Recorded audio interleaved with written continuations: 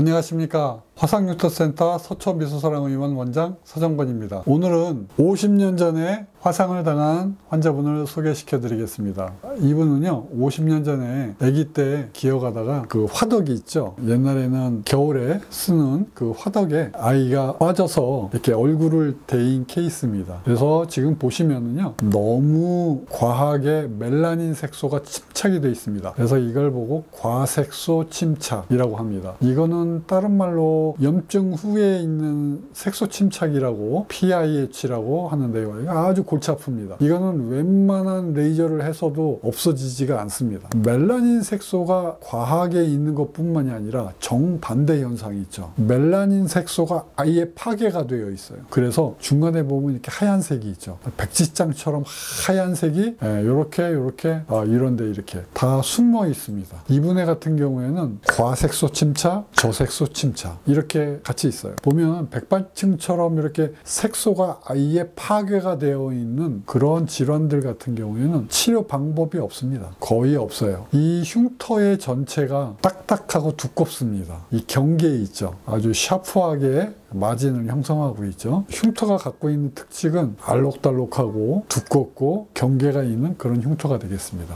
오늘 이 환자를 본격적으로 소개시켜 드리기 전에 제가 예전에 치료를 했던 환자분을 한 번 더 소개를 하고 지나가겠습니다. 자, 이분은 중국 환자분이었는데요. 중국에서 왔다 갔다 하면서 치료를 받았습니다. 이 색깔 같은 경우에는 과색소 침착만 있습니다. 자, 까맣긴 까만데 이렇게 멜라닌 색소가 너무 과하게 침착이 된 것, 아주 진한 갈색과 분홍색이 섞여 있죠. 그래서 이렇게 진한 갈색이 섞여 있는 거를 제가 치료를 해서 이렇게까지 치료를 해놨습니다. 이 사례는 과색소 침착을 치료한 사례가 되겠습니다. 하지만 오늘 치료하는 이 환자분은 두 가지 경우가 합쳐진 경우가 되겠습니다. 과색소 침착이 있는가 하면 저색소 침착이 같이 있게 되겠습니다. 특히 염증 후 색소 침착이라고 하는 이 PIH가 있는 이 화상흉터는 정말 치료하기 어려운 것입니다. 양상이 좀 다르지만 멜라닌 색소가 침착이 과하게 되는 것과 또 멜라닌 색소가 아예 파괴가 되어서 저색소 침착이 되어 있는 이 두 가지 케이스가 같이 있는 환자분을 오늘 치료를 한번 해보겠습니다. 자, 이분은 아주 긴장을 많이 하고 걱정을 좀 많이 하셨어요. 20년 3월 10일에 처음 레이저를 치료를 했네요. 피놀 레이저를 하고 피놀 셀 레이저를 하고 에코 레이저를 했는데 보통 CO2 프랙셔널 레이저를 할 때 CO2 프랙셔널 레이저가 더 아파요. 피놀 레이저보다. 그래서 에코 2 레이저를 할 때 환자분이 좀 깜짝깜짝 놀랐습니다. 피놀 셀 치료를 할 때 느낌이 굉장히 좋았어요. 제가 그래서 환자한테 오늘 굉장히 잘 됐다고 말씀을 드렸습니다.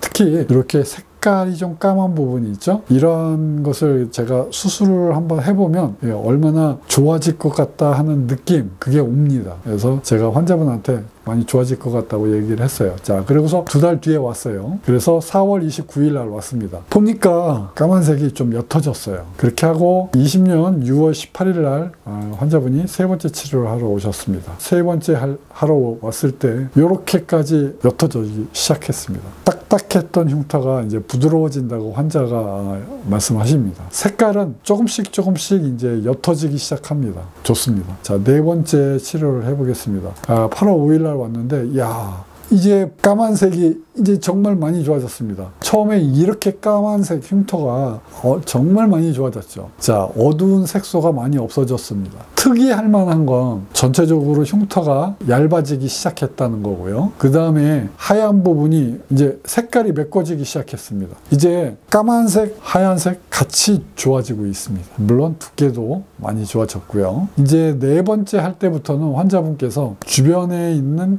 경계선도 많이 좋아졌다, 그렇게 표현을 해 주셨습니다. 다섯 번째 할 적에 환자분이 조금 흉터 부분이 고개를 숙이면 약간 이렇게 쏠리는 느낌이 난다 하는 그거는 뭐 염증이 치료 과정 중에 염증 반응이 계속 일어나는 것이기 때문에 환자분이 그렇게 느끼는 거는 정상입니다. 그 치료가 되면서 염증 반응은 자연히 소실되고 염증 반응이 소실이 되면 쏠리는 현상도 없어지게 됩니다. 그건 뭐 크게 걱정하실 일이 아닙니다. 그래서 아직도 환자분께서 5번 할 때 까만색이 좀 아직도 신경이 쓰인다고 말씀하십니다. 더 좋아질 수 있냐고 물어보셔서 환자분하고 상담을 한 다음에 3번의 피널셀 치료를 더 하기로 약속을 하고 5번째 치료를 잘 했습니다. 그리고요, 제가 중간에 재생을 한번 했습니다. 20년 11월 18일 있죠? 그때 재생을 했고요. 재생을 하고 난 다음에 21년 1월 달에 현재 지금 사진은 없습니다.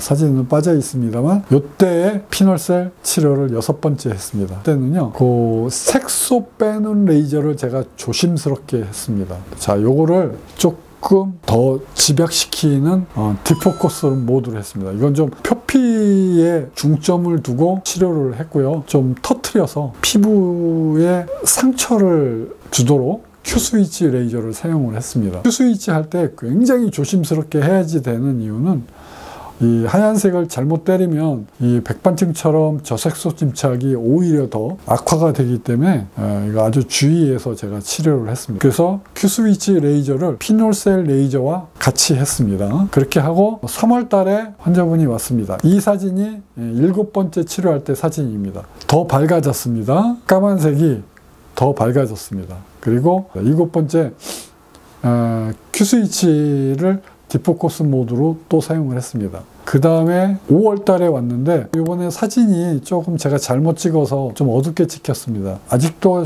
환자분이 좀 얼룩덜룩하다고 말씀을 하십니다. 그래서 이번에는 Q스위치 레이저를 하지 않고 치료를 했습니다. 자, 8번째 치료를 잘 했죠. 9월 달에 재생 치료를 하게 되겠습니다. 자, 이거는 에코2 레이저를 사용했습니다. 그 다음에 2021년 11월 달에 에코2 레이저를 했고요. 2021년 12월 30일 또 에코2 레이저를 했고요. 3월 7일 날 에코2 레이저를 또 한 번 했고요. 5월 9일 날 에코2 레이저를 했습니다. 여기에 보면은 전체적으로 두꺼운 게 얇아지고요. 과색소 침착이 거의 없어졌고요. 저색소 침착, 백반증처럼 하얀 게 거의 없어졌고요. 경계선 있죠. 이 경계선이 옅어졌습니다. 탄력이 생겼어요. 전체적으로. 오늘은 피놀셀 치료를 8번까지 했습니다. 그리고 50년 된 화상융터, 과색소 침착과 저색소 침착이 같이 있는 그런 환자를 제가 치료를 아주 잘했습니다. 저는 솔직히 말해서 오늘의 이 케이스는 이렇게 많이 좋아지게 할 줄은 저도